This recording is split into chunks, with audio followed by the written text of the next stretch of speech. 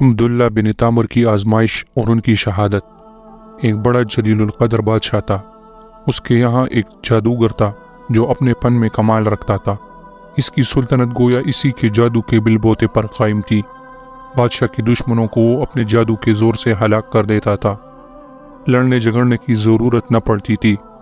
امرۂ سلطنت اور ارکان دولت اگر بادشاہ سے ناراض ہوتے یا سرتابی کرتے تو یہ اپنے جادو سے ان کا رخ بادشاہ کی طرف موڑ دیتا تھا۔ اس طرح وہ ہر کام جادو سے کرا لیتا تھا۔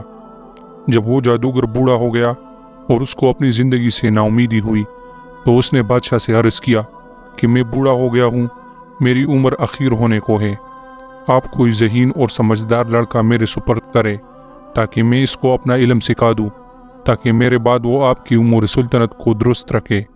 چنانچہ بادشاہ نے ایک عاقل اور ہوشیار لڑکا اس کے حوالے کر دیا۔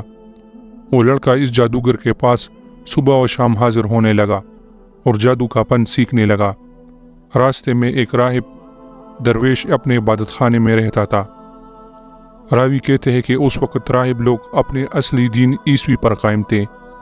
ایک دن اس لڑکے نے دیکھا کہ بہت سے لوگ عبادت خانہ سے نکل رہے ہیں، اور اس لڑکے نے معلوم کیا کہ یہاں کون رہتا ہے۔ لوگوں نے بتایا کہ یہاں ایک راہب یعنی درویش آدمی رہتا ہے۔ یہ سن کر وہ لڑکا بھی اس راہب کے پاس پہنچا اور اس کی باتیں سنی۔ راہب کی باتوں سے اس کا قلب متاثر ہوا۔ راہب نے اس لڑکے کو دین حق اور توحید کی تعلیم دینی شروع کی تو وہ لڑکا ایمان لے آیا۔ یہ لڑکا جادوگر کے پاس جاتے ہوئے راستے میں راہب کے پاس ٹھہر جاتا تھا، اور دیر ہو جانے کی وجہ سے جادوگر اس لڑکے پر غصہ ہوتا تھا اور زدکوب کرتا۔ لڑکا کہہ دیتا کہ مجھے گھر میں دیر ہو گئی۔ آخر جادوگر نے بادشاہ کے پاس شکایت کی۔ بادشاہ نے لڑکے کو تاکید کی کہ ساحر کے پاس سویرے پہنچا کرو۔ اس کے درباریوں نے کہا کہ یہ لڑکا سویرے گھر سے آتا ہے، راستے میں دیر کرتا ہے۔ تو بادشاہ اور ساحروں نے یہ خیال کیا کہ کھیل میں لگ جاتا ہوگا، اس لیے دونوں نے لڑکے کو خوب تنبیہ کی، لیکن لڑکا درویش کے پاس جاتا رہا۔ ایک دن یہ لڑکا راہب کے پاس سے بادشاہ کی طرف واپس ہو رہا تھا۔ کیا دیکھتا ہے کہ کسی مہلک جانور، شیر یا اژدہے نے راستہ روک رکھا ہے۔ لوگ ادھر ادھر دونوں طرف رکے ہوئے ہیں۔ لڑکے نے دل میں خیال کیا کہ آج امتحان لیتا ہوں کہ راہب حق پر ہے یا ساحر حق پر ہے۔ یہ خیال کر کے اس نے ایک پتھر اٹھایا اور یہ کہہ کر اٹھایا کہ اے خدا، اگر اس راہب کا مذہب حق پر ہے تو اس پتھر سے اس جانور کو ہلاک فرما۔ اور وہ پتھر اس کو مار دیا تو وہ جانور اس سے فوراً ہلاک ہو گیا۔ لوگوں نے یہ واقعہ دیکھا تو کہنے لگے کہ اس کو جادوگری میں کمال حاصل ہو گیا ہے۔ لڑکے کی ہر جگہ تعریف ہونے لگی اور اس کی خوب شہرت ہو گئی۔ آہستہ آہستہ یہ خبر راہب تک بھی پہنچ گئی۔ اس نے لڑکے کو تنہائی میں بلا کر کہا، بیٹا، تجھ کو اللہ تعالیٰ نے بزرگی و کمال سے نوازا ہے۔ میں جانتا ہوں کہ تیرا مرتبہ بہت بلند ہوگا اور تو کسی آزمائش میں مبتلا ہوگا، لیکن یاد رکھنا میں بہت کمزور اور بوڑھا ہوں، کسی کو میرا پتہ نہ دینا۔ لڑکے سے قول قرار لے کر راہب مطمئن ہو گیا۔ ادھر راہب کی صحبت اور انجیل مقدس کی تلاوت و اتباع کی برکت سے حق تعالیٰ نے اس لڑکے کو ولایت عظمیٰ سے نوازا۔ یہاں تک کہ کوڑی، مادرزاد، نابینا اور لاعلاج مریض اس لڑکے کی دعا سے شفا یاب ہونے لگے۔ لڑکا خوب مشہور ہو گیا۔ اس شہرت کو سن کر اس بادشاہ کا نابینا مصاحب اس کے پاس آیا اور خوب تحفے نذرانے پیش کر کے عرض کیا کہ مجھ پر بھی توجہ فرمائیے اور میری آنکھیں بھی اچھی کر دیجیے۔ لڑکے نے کہا کہ مجھے کوئی نذرانہ ہدیہ درکار نہیں اور شفا میرے ہاتھ میں نہیں ہے، اللہ تعالیٰ شفا دینے والا ہے۔ اگر آپ اللہ وحدہ لا شریک پر ایمان لائے، شرک و بت پرستی سے توبہ کر لے تو میں اللہ سے دعا کروں گا، پروردگار عالم آپ کی بینائی واپس عطا فرما دیں گے۔ وہ اندھا اسی وقت مجلس میں مشرب با ایمان ہوا اور لڑکے نے دعا کی اور اس کی آنکھیں روشن ہو گئی۔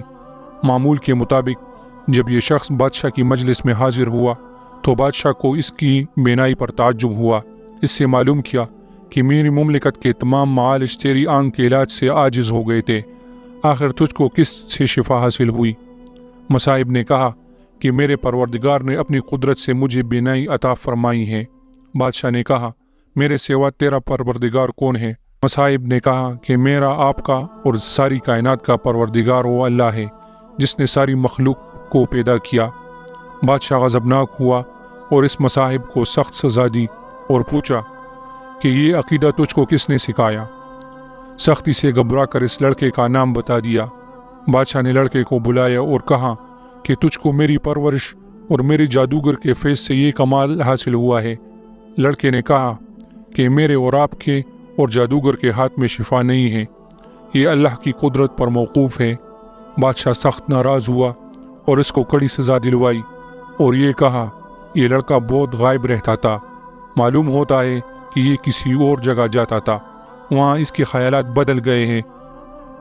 جادوگر بھی دربار میں حاضر ہوا اور عرض کیا کہ یہ لڑکا مدت سے غائب ہے، میرے پاس نہیں آتا۔ بادشاہ نے کہا اس سے سختی سے پوچھا جائے کہ یہ مدت سے کہاں رہا اور کس کے پاس آتا جاتا ہے۔ جب سختی حد سے بڑھ گئی تو لڑکے نے مجبور ہو کر گوشہ نشین راہب کا نام بتا دیا۔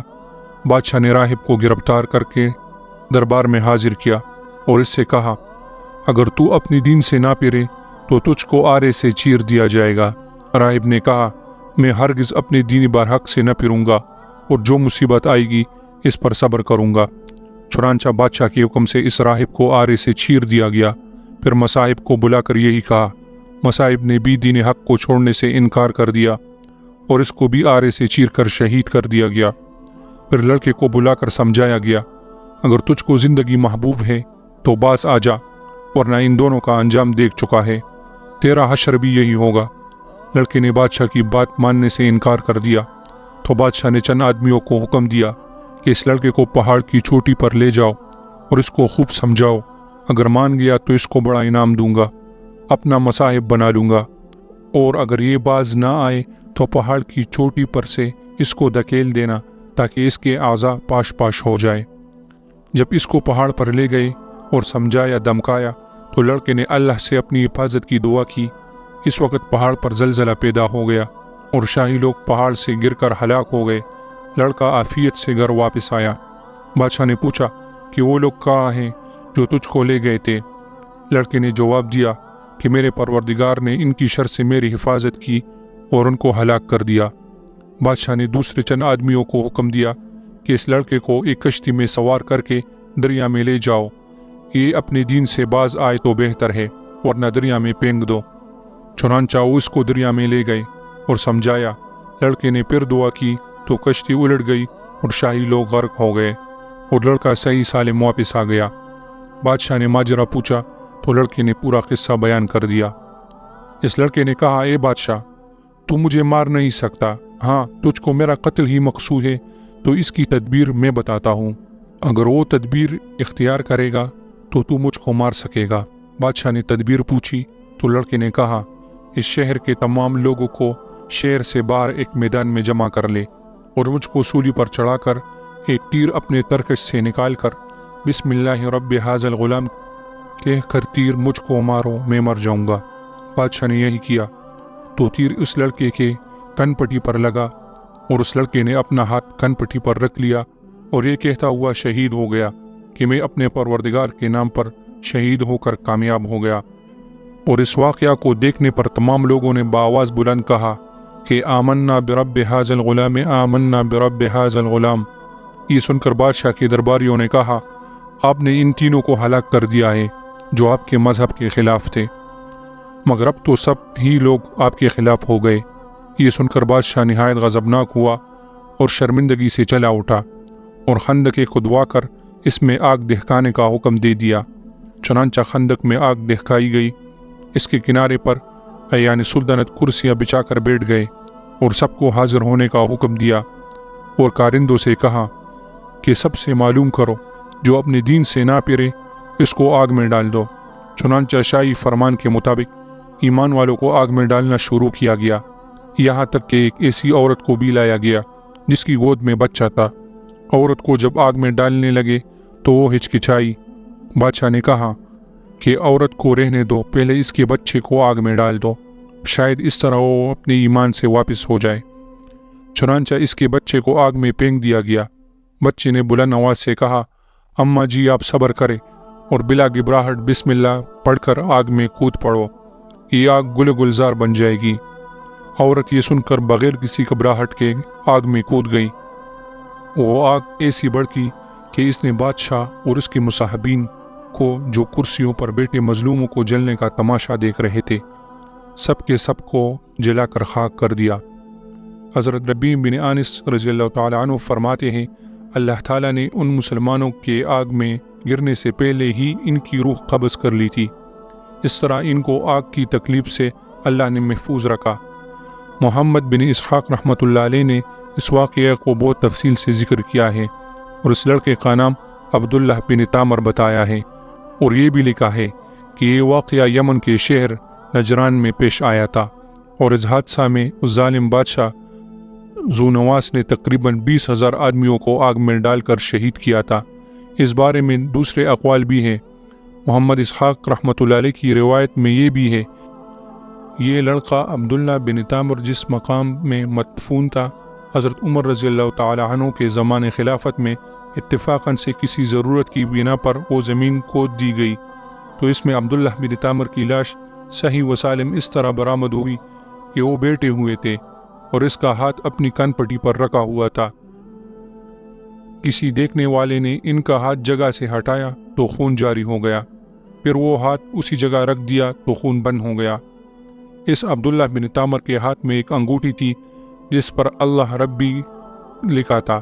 عامل یمن نے اس واقعہ کی اطلاع فوراً حضرت عمر فاروق رضی اللہ تعالی عنہ کو دی۔ حضرت عمر فاروق اعظم نے جواب میں لکھا، ان کو سابق حالت پر انگوٹھی سمیت دفن کرو، چنانچہ ایسا ہی کیا گیا۔ اس واقعے سے ہمیں یہ سبق ملتا ہے کہ ایمان پر جب استقامت کے ساتھ انسان ڈٹ جائے تو یقیناً اللہ کی مدد آتی ہے، لہٰذا وقتی آزمائشوں سے نہیں گھبرانا چاہیے بلکہ ایمانی استقامت کا مظاہرہ کرنا چاہیے، چاہے اس کے لیے جان ہی کیوں نہ دینی پڑے۔ اللہ تعالیٰ اس واقعے سے سبق حاصل کر کے ایمان پر استقامت سے قائم رہنے کی توفیق عطا فرمائے، آمین یا رب العالمین۔